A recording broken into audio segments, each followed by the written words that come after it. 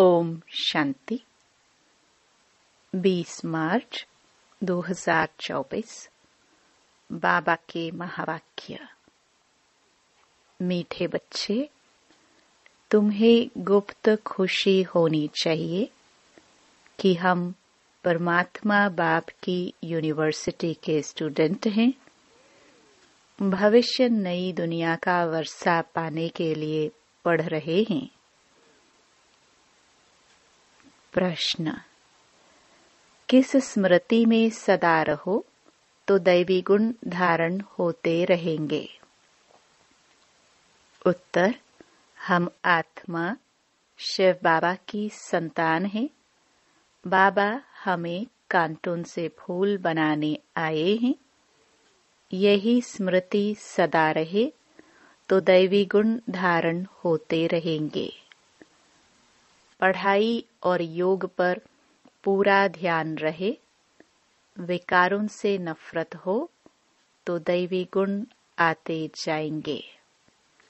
जिस समय कोई विकार वार करे तो समझना चाहिए, मैं कांटा हूँ, मुझे तो फूल बनना है।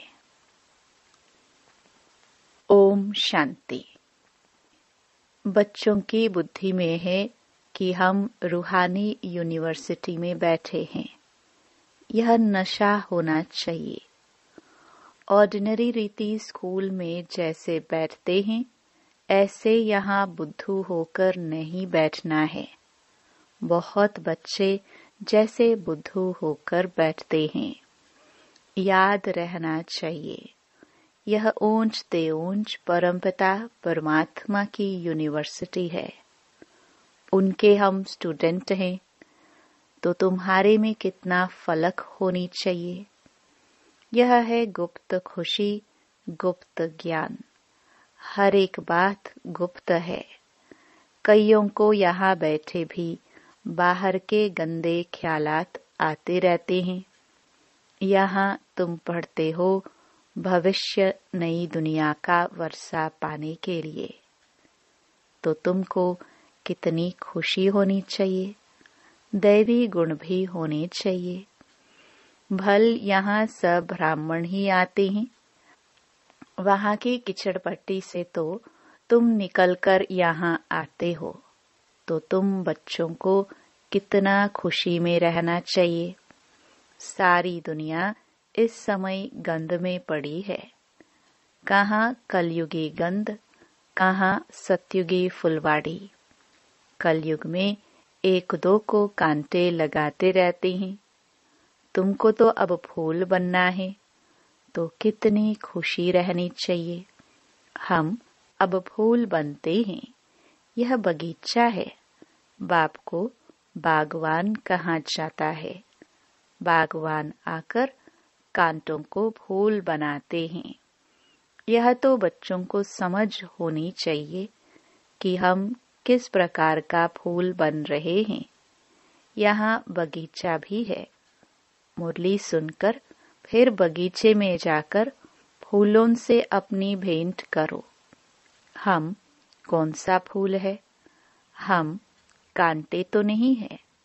जिस समय क्रोध आता है तो समझना चाहिए कि मैं कांटा हूँ, मेरे में भूत है। इतनी नफरत आनी चाहिए। क्रोध तो सबके बीच में आ जाता है। काम तो सबके बीच में हो ना सके, वह तो छिपाकर करते हैं। क्रोध तो बाहर में निकल पड़ता है। क्रोध करते हैं तो उसका असर भी थोड़ा दिन चलता है। क्रोध का भी नशा है, लोभ का भी नशा है। अपने से आपे ही नफरत आनी चाहिए। तुम समझते हो हमको बाबा फूल बनाते हैं। काम और क्रोध बहुत गंदा है। मनुष्य की सारी शोभा ही गवा देते हैं। यहाँ शोभा दिखाएंगे तब वहाँ भी शोभा पाएंगे। बाबा रोज बच्चों को समझाते रहते हैं कि दैवी गुण धारण करो। स्वर्ग में चलना है ना। इन लक्ष्मी नारायण कितने गुणवान हैं। महिमा भी इनके आगे जाकर गाते हैं, हम नीच पापी कामी हैं। आप सर्वगुण संपन्न हो।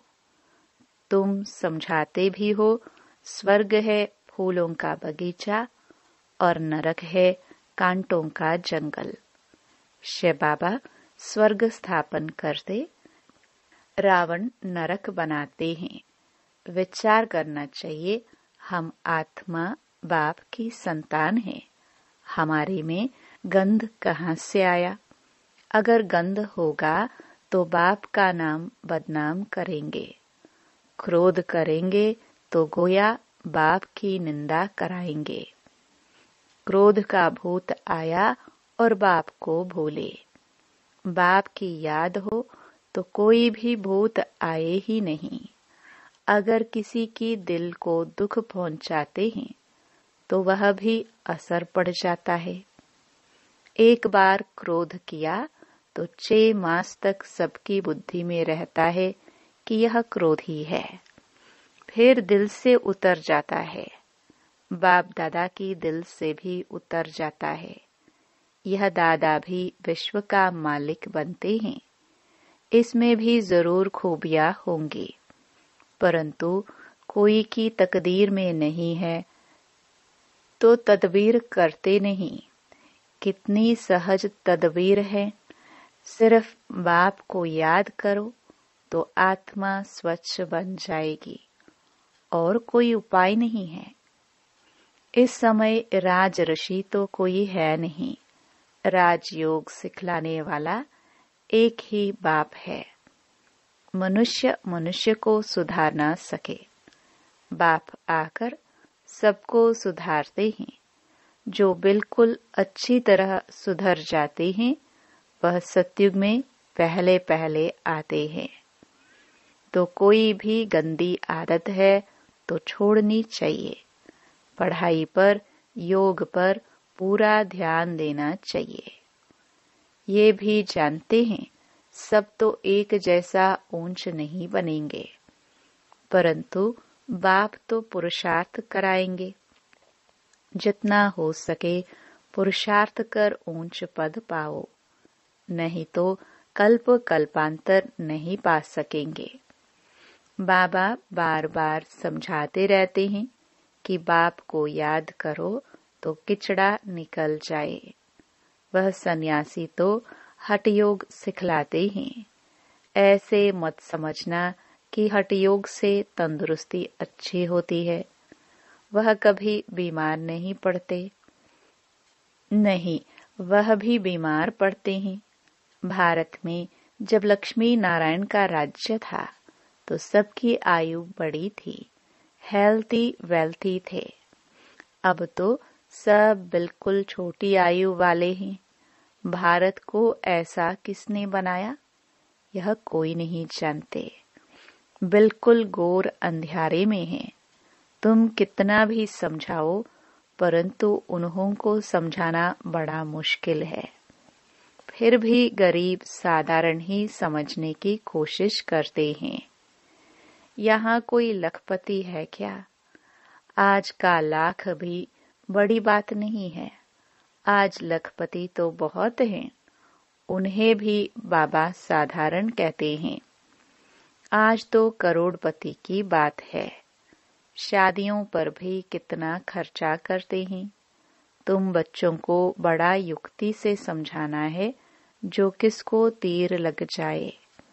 बड़े बड़े आदमी, कोई MP आदि आते हैं तो बहुत खुश होते हैं, परंतु एक में भी ताकत नहीं जो आवाज कर सके।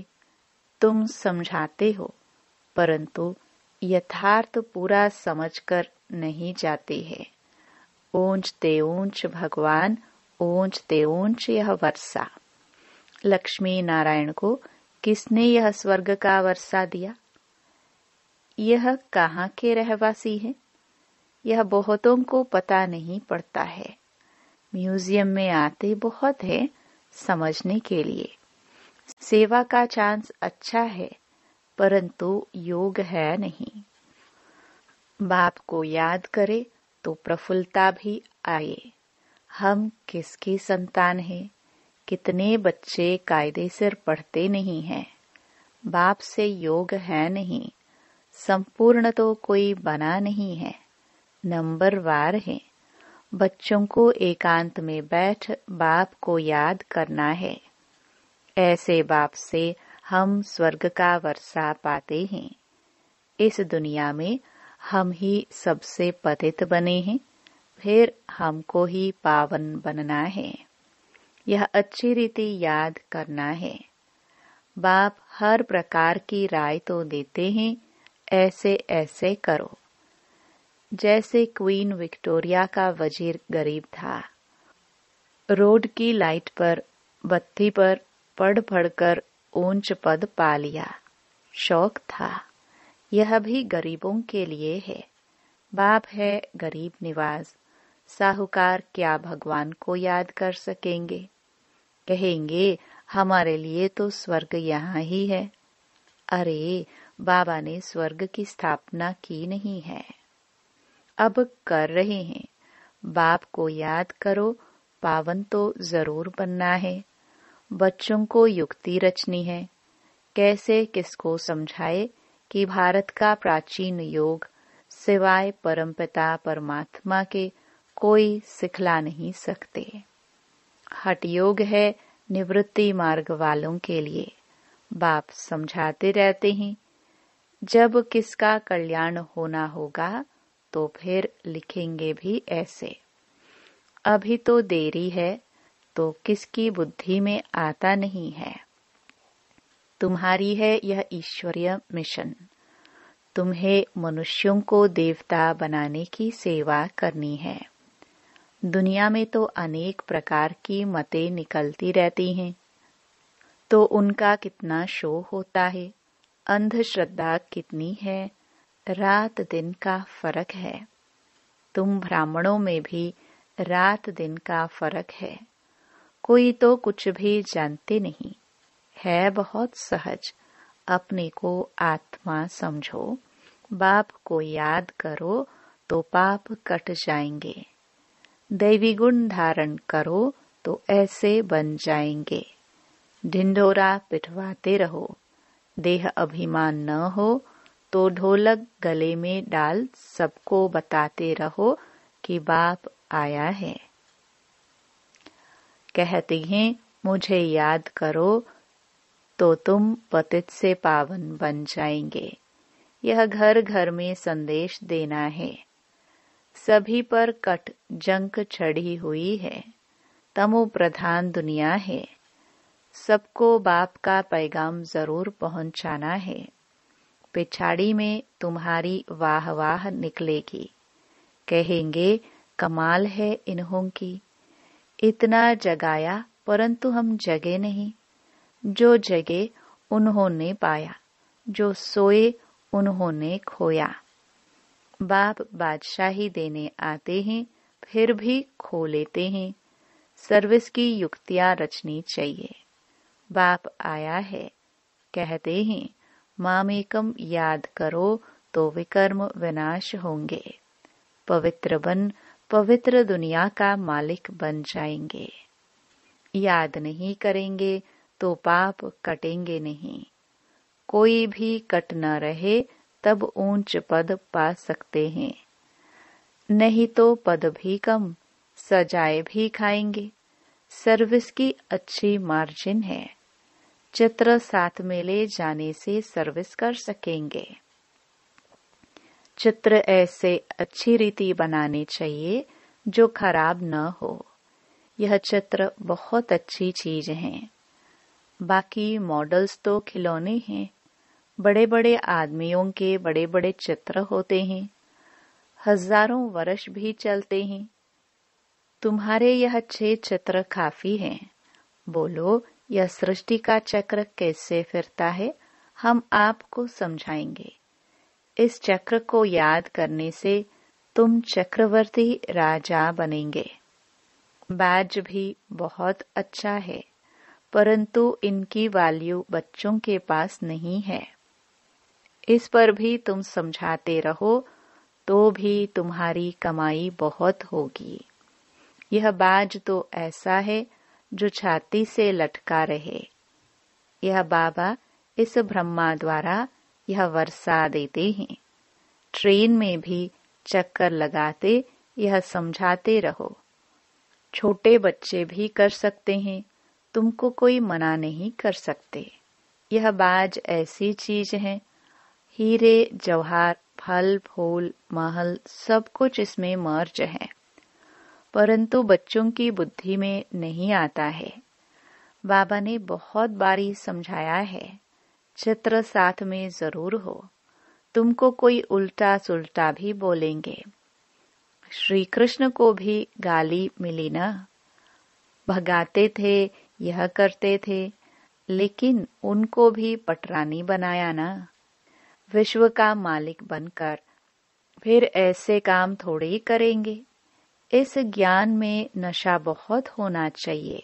हम चाहते हैं जल्दी विनाश हो जाए, फिर कहते हैं अभी तो बाबा साथ है, बाबा को छोड़ देंगे तो फिर बाबा 5000 वर्ष के बाद मिलेगा।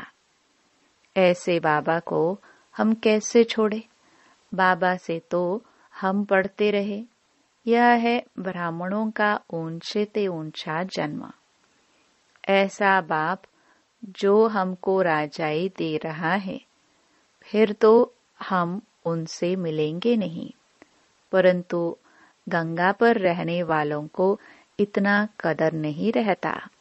बाहर वाले कितना महत्व रखते हैं, यहाँ भी बाहर वाले कुर्बान जाते हैं।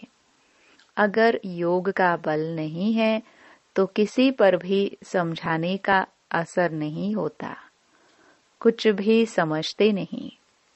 आते बहुत हैं, लिखते हैं, ऐसे ऐसे समझाया, कहते हैं बहुत अच्छा है। बाबा समझते हैं, सुना ऐसे जैसे सुना ही नहीं, जरा भी समझा नहीं, बाप को ही नहीं जाना है।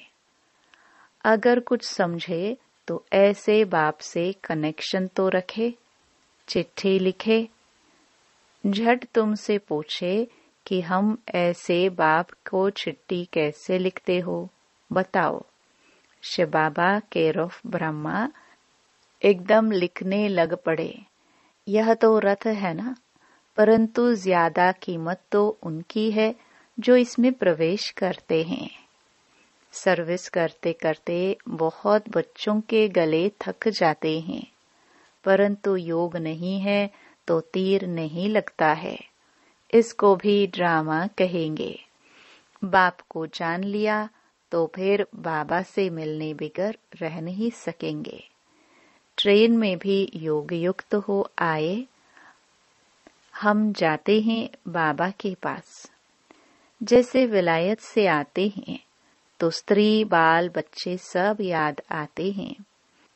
यह तो हम किसके पास जाते हैं तो रास्ते में कितनी खुशी होनी चाहिए। सर्विस करते करते आना चाहिए। बाबा है सागर, देखते हैं बच्चे फॉलो कर रहे हैं। ज्ञान की लहर उठती है तो देखकर खुश होते हैं। यह तो बहुत अच्छा सपूत बच्चा है। सवेरे याद की यात्रा में बहुत फायदा है। ऐसे भी नहीं सिर्फ सुबह को याद करना है। उठते बैठते खाते पीते याद किया, सर्विस की तो तुम यात्रा पर हो। अच्छा, मीठे मीठे सिखिलदे बच्चों प्रति माता पिता बाप दादा का याद प्यार और गुड मॉर्निंग।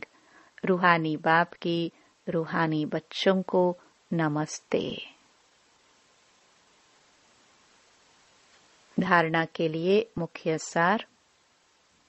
पहला, किसी की दिल को दुखी नहीं करना है। अंदर कोई भी भूत है तो जांच करके उनसे निकालना है। फूल बन सबको सुख देना है। दूसरा, हम ज्ञान सागर के बच्चे हैं तो अंदर ज्ञान की लहरें सदा उठती रहे। सर्विस की युक्तियां रचनी है, ट्रेन में भी सर्विस करनी है, साथ साथ पावन बनने के लिए याद की यात्रा पर भी रहना है। वरदान। याद और सेवा के बैलेंस द्वारा बाप की मदद का अनुभव करने वाले ब्लेसिंग के पात्र आत्मा भव। जहाँ याद और सेवा का बैलेंस अर्थात समानता है, वहाँ बाप की विशेष मदद अनुभव होती है। यह मदद ही आशीर्वाद है, क्योंकि बाप दादा अन्य आत्माओं के मुआफिक आशीर्वाद नहीं देते।